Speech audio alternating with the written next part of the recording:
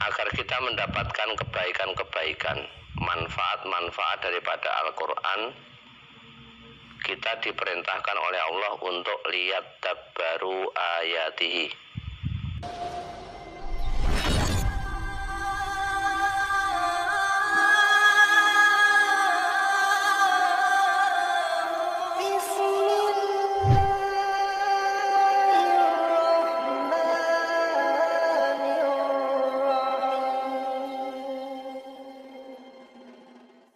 Bismillahirrahmanirrahim.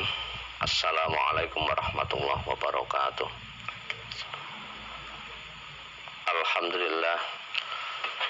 Alhamdulillahi wahdah, sadaqa wa'dah, wa nasara abdah, wa a'azza jundahu, wa hazamal ahzaba wahdah. Asyhadu an la ilaha illallah wahdahu la syarikalah, wa asyhadu anna Muhammadan abduhu wa rasuluh. Allahumma salli wa sallim wa barik ala Muhammad wa ala alihi wa sahbihi ajma'in. Qala Allah ta'ala fi kitabihil karim, a'udzu billahi minasy syaithanir rajim. Ya ayyuhalladzina amanu taqullaha haqqa tuqatih wa la tamutunna illa wa antum muslimun.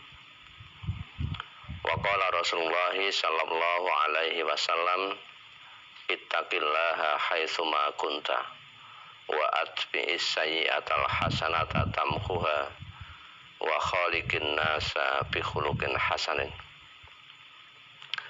Rabbi shrah li sadri wa yassir li amri wa hlul 'uqdatam min lisani yafqahu qawli. Amma ba'd.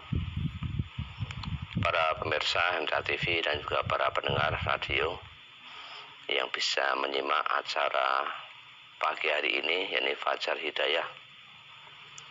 Alhamdulillah, pada kesempatan ini kita berusaha untuk mensyukuri nikmat yang diberikan oleh Allah Subhanahu wa taala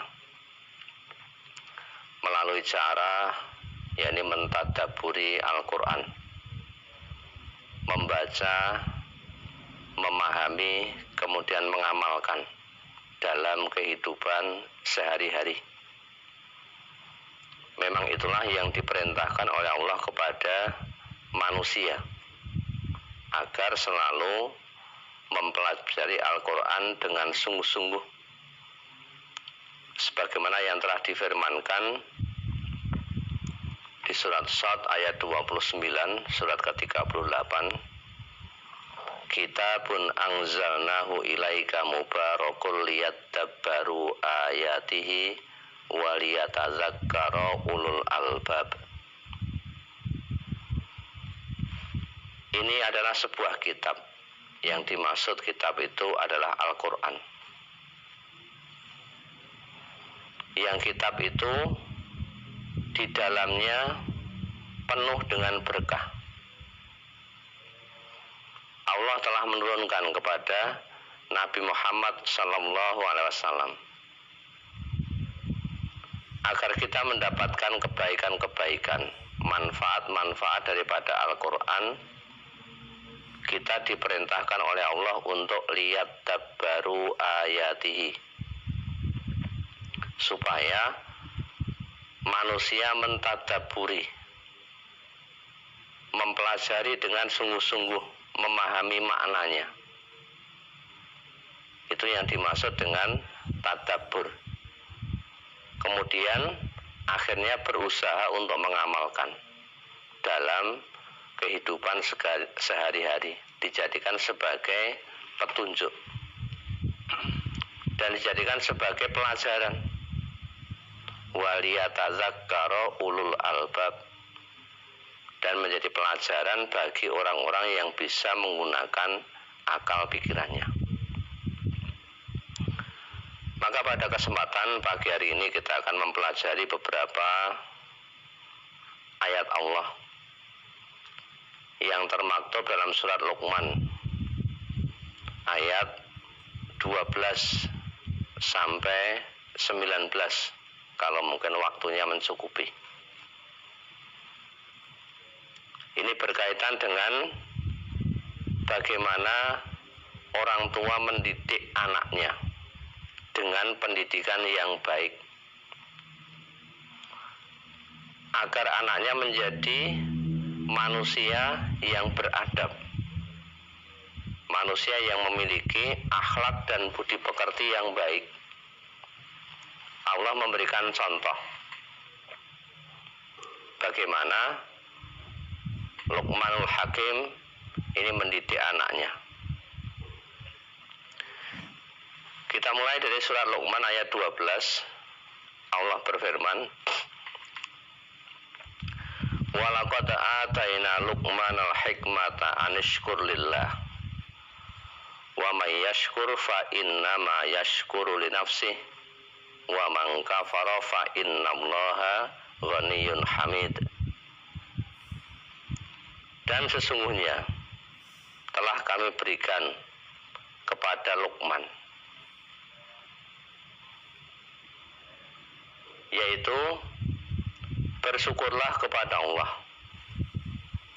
Barang siapa yang bersyukur kepada Allah, maka sesungguhnya ia bersyukur untuk dirinya sendiri. Dan barang siapa yang tidak bersyukur, maka sesungguhnya Allah Maha Kaya lagi Maha Terpuji. Di ayat ini Allah telah memberikan kepada Luqmanul Hakim hikmah, memberikan pelajaran, memberikan nasihat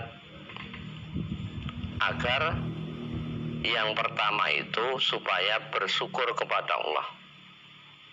Kenapa bersyukur? Karena memang Allah sudah memberikan kenikmatan kepada semua manusia yang hidup di dunia ini. Nikmat berupa fasilitas hidup, segala kebutuhan yang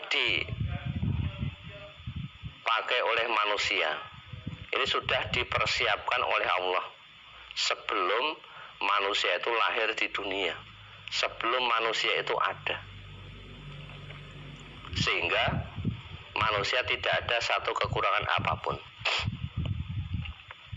Maka perintah yang pertama supaya bersyukur, berterima kasih kepada Allah, dengan cara tentunya seorang hamba kepada Allah, yakni melakukan ibadah, melakukan pengabdian kepada Allah dengan pengabdian yang sempurna.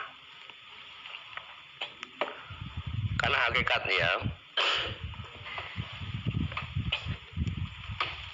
syukur itu nanti kembalinya kepada dirinya sendiri.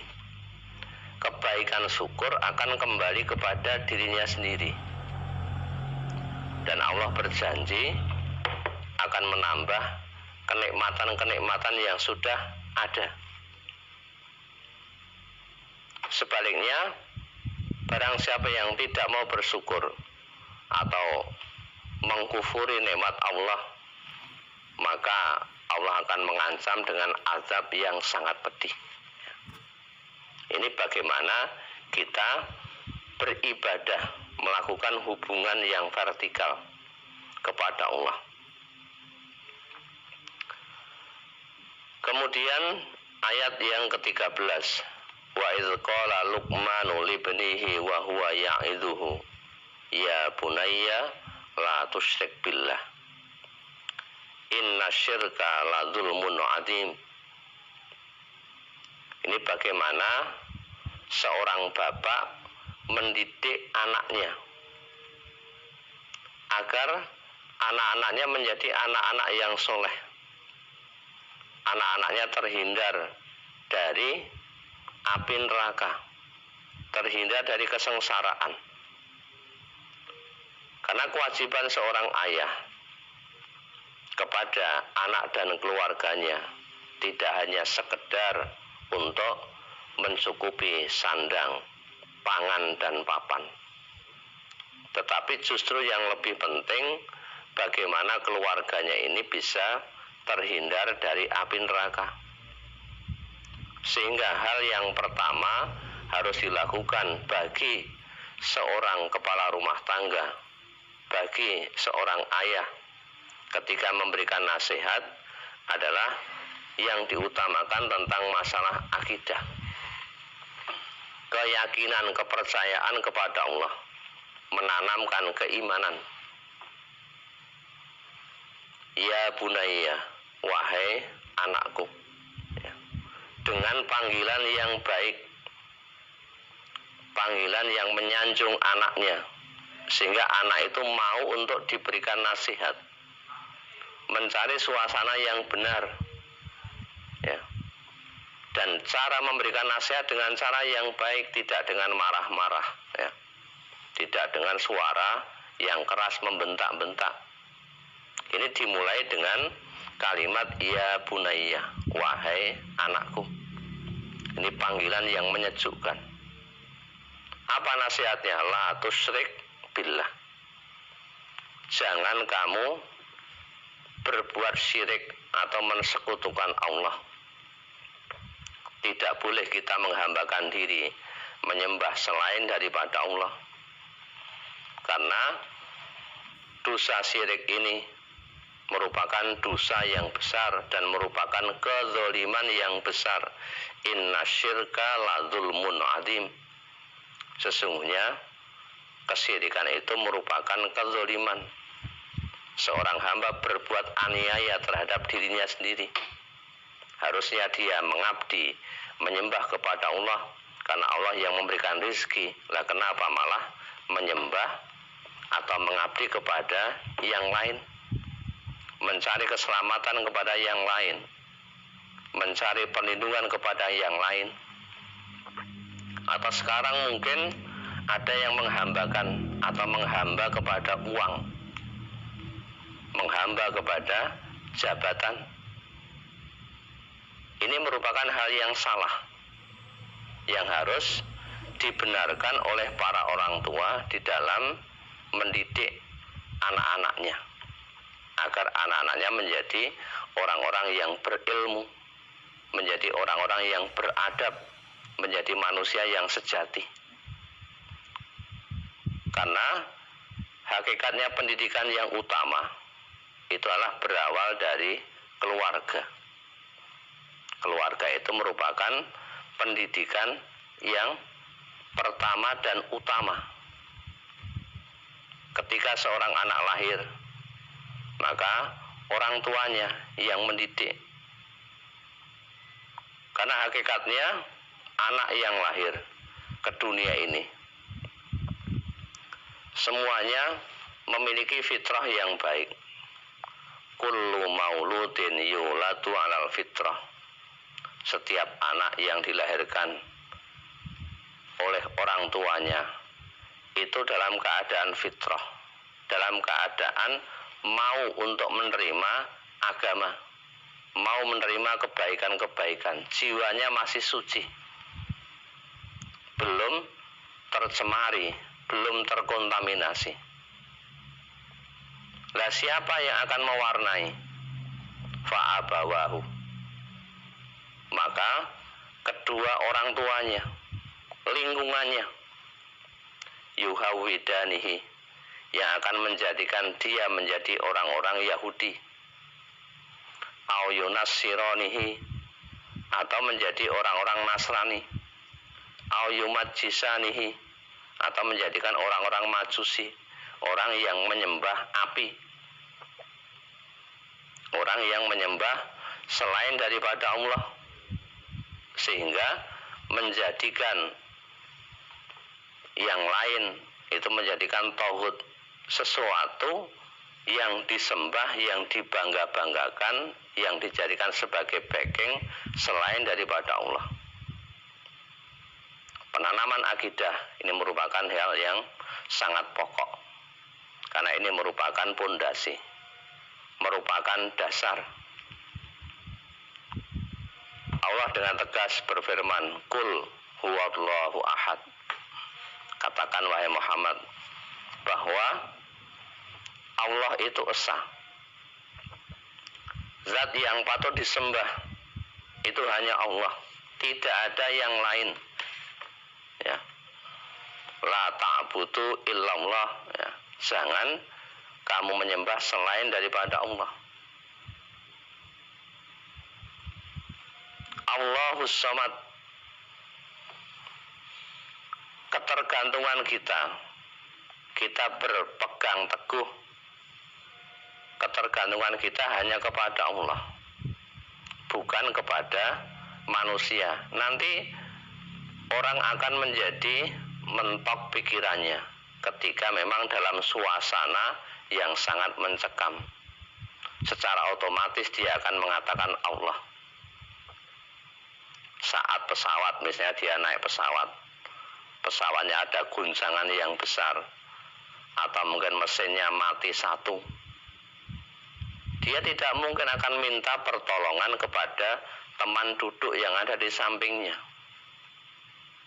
Tidak akan minta pertolongan kepada pilot atau pramugari.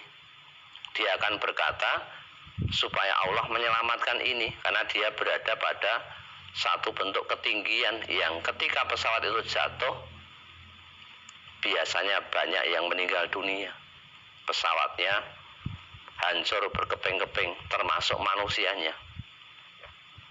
Atau ketika seseorang berada di dalam kapal, kemudian kapalnya terkena ombak yang besar, ya, berguncang yang besar, airnya masuk. Nah, pada saat seperti itu, orang berada di laut lepas, baru dia akan mengatakan, minta pertolongannya kepada Allah. Itu baru dalam kondisi yang kejepit, kondisi yang terpaksa. Maka Allah kita jadikan sebagai Allahus Samad dalam kondisi yang apapun, baik keadaan yang senang maupun keadaan susah. Ketergantungan kita hanya kepada Allah Subhanahu wa Ta'ala.